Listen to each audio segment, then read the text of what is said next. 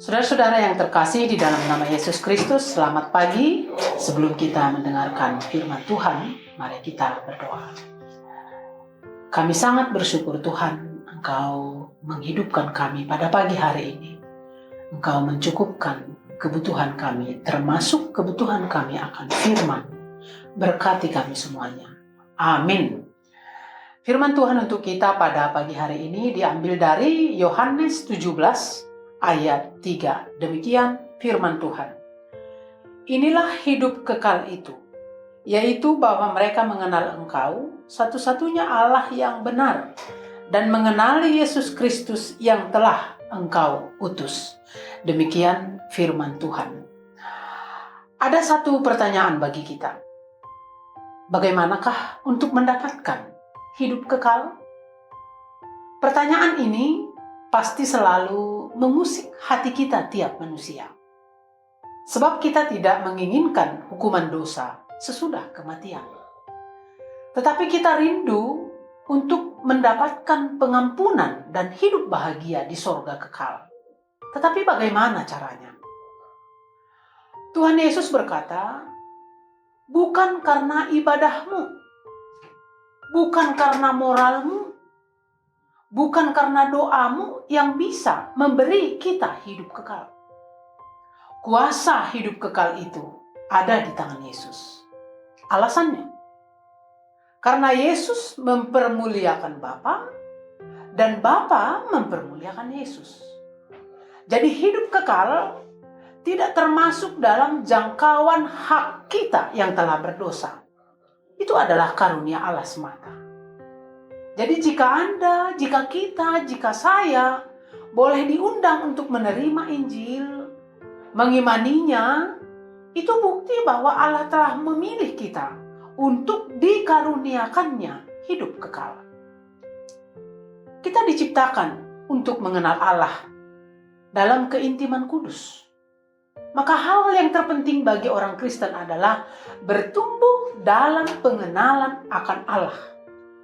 Yesus berkata, inilah hidup kekal itu, yaitu bahwa mereka mengenal Engkau satu-satunya Allah yang benar, dan mengenal Yesus Kristus yang telah Engkau utus.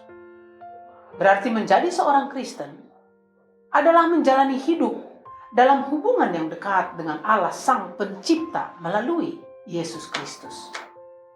Jadi, seseorang yang sungguh-sungguh mengenal Allah dan bertumbuh dalam keintiman dengan Tuhan, hidupnya akan ditandai dengan integritas, dengan kekudusan, dengan hikmat, dan kapasitas yang berkembang untuk menghasilkan buah-buah kebenaran. Pengenalan akan Tuhan merupakan hak istimewa kita yang terbesar sebagai orang Kristen. Yeremia mengingatkan bahwa kebanggaan dalam hidup kita seharusnya bukan dalam kepandaian kita, bukan dalam kekuatan dan kekayaan kita, tetapi karena kita memahami dan mengenal Allah yang telah menunjukkan kasih setia, keadilan, dan kebenaran. Jadi gereja-gereja, persekutuan-persekutuan, serta lembaga-lembaga Kristen, janganlah menghabiskan waktu dengan program-program yang hanya untuk menyenangkan orang atau yang dianggap memenuhi selera pasar dan mengabaikan kebutuhan utama dalam hidup manusia, yaitu pengenalan akan Allah kita dan keintiman dengannya menjadi tujuan semua pelayanan Kristen. Karena untuk itulah Yesus telah mati di atas kayu salib. Dan secara pribadi lepas pribadi, untuk bertumbuh dalam pengenalan akan Tuhan, kita perlu mengembangkan disiplin rohani sebagai gaya hidup setiap hari. Berdoa, membaca Alkitab, beribadah, dan merenungkan firman Tuhan siang dan malam menjadi sebuah proses yang membuat kita semakin mengenal Allah Bapa Surgawi kita. Amin. Kita berdoa. Kami bersyukur ketika kami mengenal Engkau, dan kami mengharapkan Tuhan, Engkau Bapa kami pasti mengenal kami.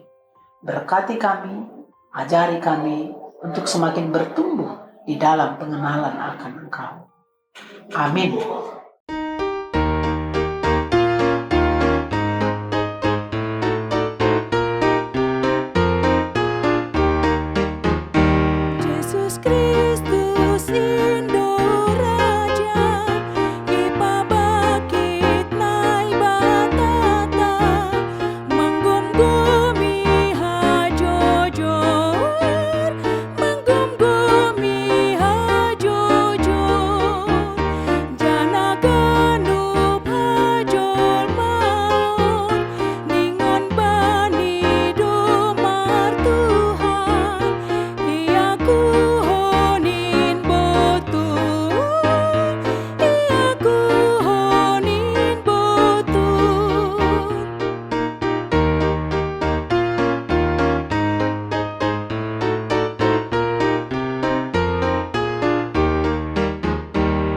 batas